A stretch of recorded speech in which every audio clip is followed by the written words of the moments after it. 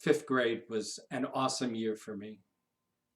I had the most wonderful teachers I'd had along the way, lots of great friends. My brother was not obnoxious or terribly obnoxious in those days.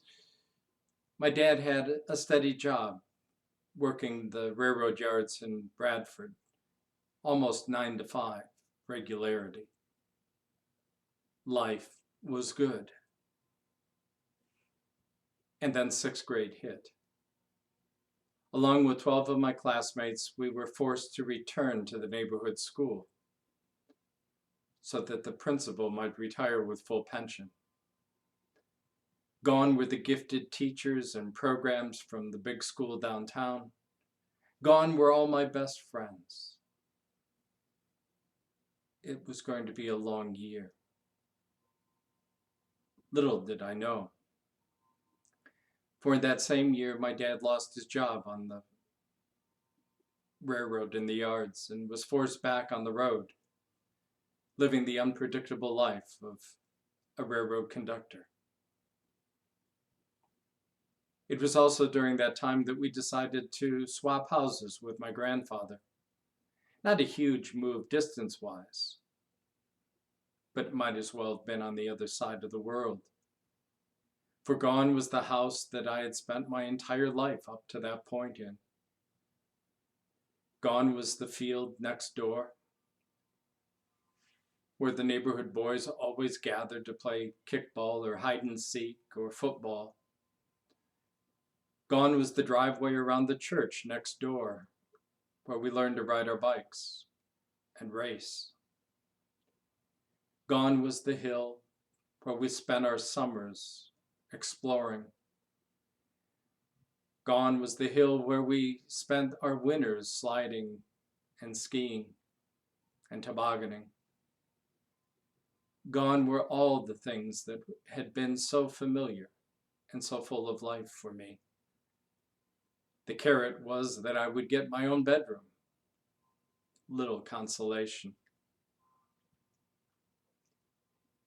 It would be within the next year that my dad would be diagnosed with cancer and 18 months later would die.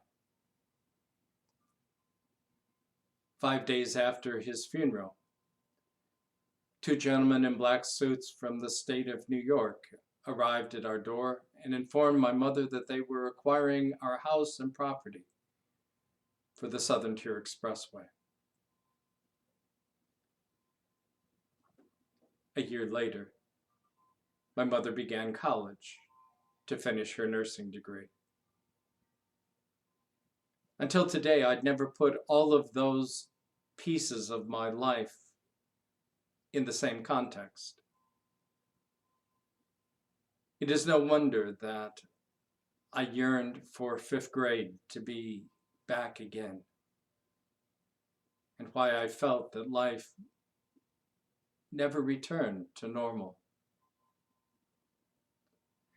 Little did I know then that I was being prepared to deal with a pandemic some 50 years later. Little did I know I was acquiring skills and abilities to traverse this incredibly difficult landscape that we are forced to live through.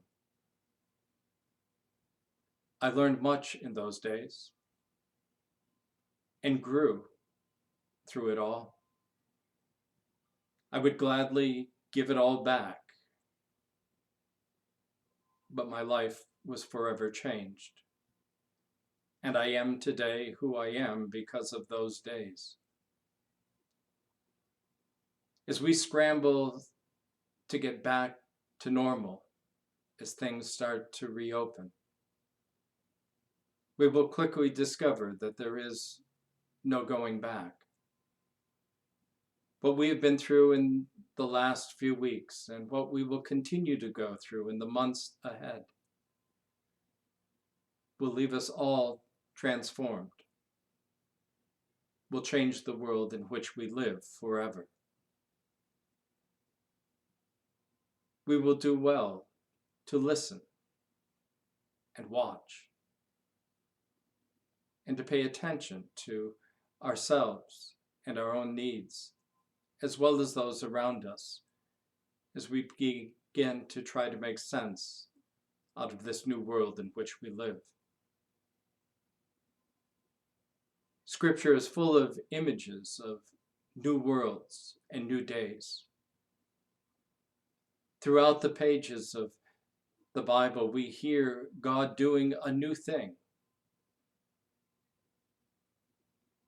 Luther talks about each new day being a gift from God, to give up what was the past and to grow into a new future. The last image of the New Testament is that of a new Jerusalem. Contrary to popular religious speculation, John is not writing about heaven. He is writing about a new age, a new way of living in God's world.